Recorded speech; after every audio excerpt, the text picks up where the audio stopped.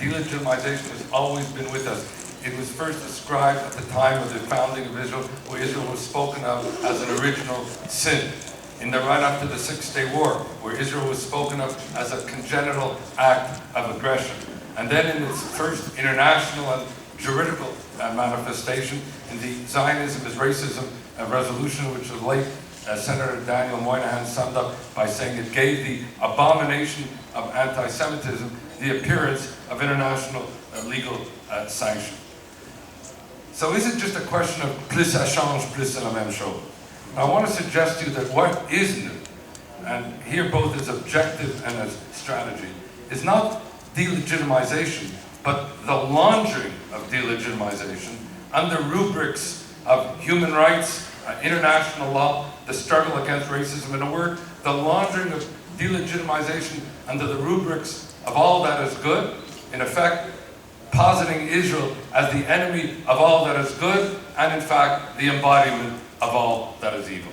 In that frame, what I'd like to do is do two things. Number one, summarize very briefly the delegitimating dynamics, the precipitating dynamics, so we can understand the context in which this delegitimization, or the laundering of it, takes place. Second, give you some case studies, and for reasons of time I'll limit it to 3 or 4 case studies of the laundering of that delegitimization. Let me just quickly summarize these precipitating or delegitimating dynamics. The first is the phenomenon of globalization.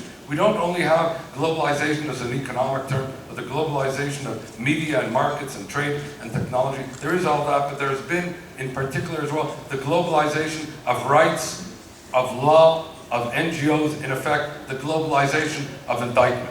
The second has been the reconfiguration of the Arab-Israeli conflict as the Israeli-Palestinian conflict. As my colleague, Judge Walter Tarnopolsky, said some 35 years ago, as long as the Arabs do not recognize Israel's right to exist, they have no case and no standing to make the case. He then added, because that was beginning, if Israel appears to be denying the Palestinian right to self-determination, they will be seen to have no case and no standing to make the case. So that's the changing dynamics of the reconfiguration of the conflict. The third is the human rights revolution. And this too has been going on for some 35 years. Simply put, in a world in which human rights has emerged as the new secular religion of our time, then if you posit Israel as the human rights violating metaphor, then Israel emerges, as it were, as a new geopolitical antichrist of our time.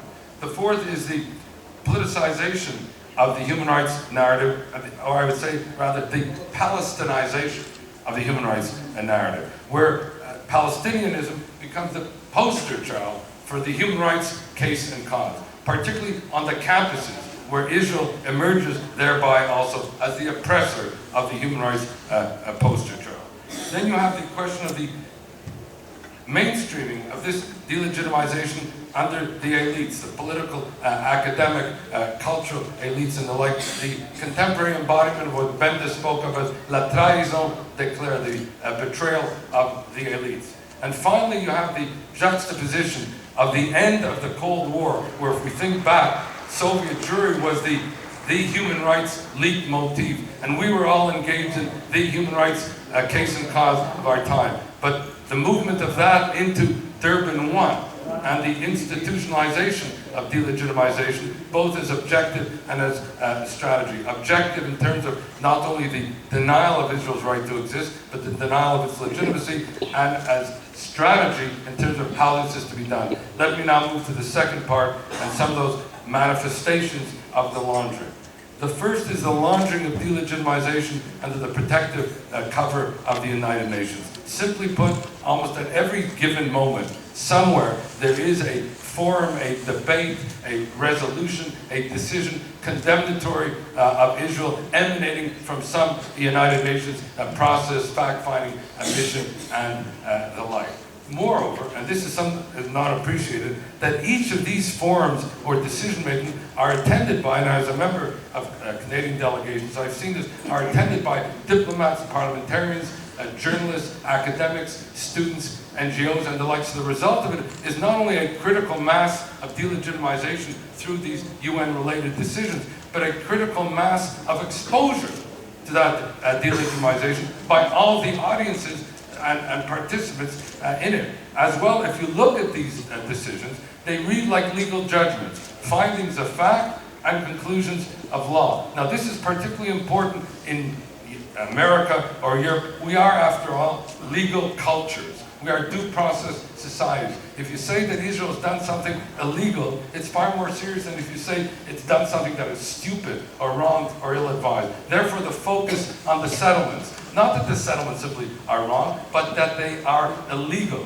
And so a spate of decisions under the protective cover of the United Nations regarding the illegality of the settlements. Second phenomenon is the laundering of delegitimization under the cover of international law. This is the phenomenon which has come to be known as lawfare. In other words, as Clausewitz used to say, if war is the extension of politics by other means, then lawfare is delegitimization or the war of delegitimization under the cover of law. And this partakes of the international legal revolution that has taken place in human rights law, in humanitarian law, in criminal law in the last 35 years in particular. Let me give you one of many examples of which books can be written. Take the principle of universal jurisdiction. I'm using that one in particular. Universal jurisdiction means every country has a right to try violators for war crimes, crimes against humanity, and genocide, because these are the worst of international crimes and atrocities.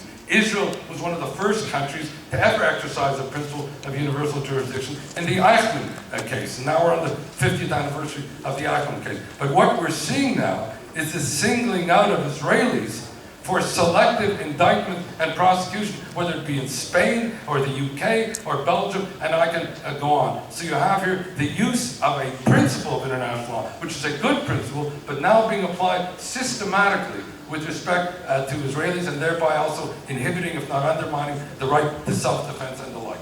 The third laundering is under the cover of human rights. As I said, in a world in which human rights has emerged as a new secular religion of our time, if you can posit Israel as the human rights violator, then you advance both as strategy and objective the whole phenomenon of delegitimization and the laundering of this rubric. And so it is that the UN Human Rights Council, regardless of what we may think of that UN Human Rights Council, I can tell you as a professor of law, this is the one that is held out as having the mandate under international law for the promotion and protection of human rights. And yet it is under this UN Human Rights Council that not only do you have 70% of its decisions single out one member state for discriminatory indictment, yes, Israel, but the major human rights violators, Syria and the like, are given exculpatory immunity.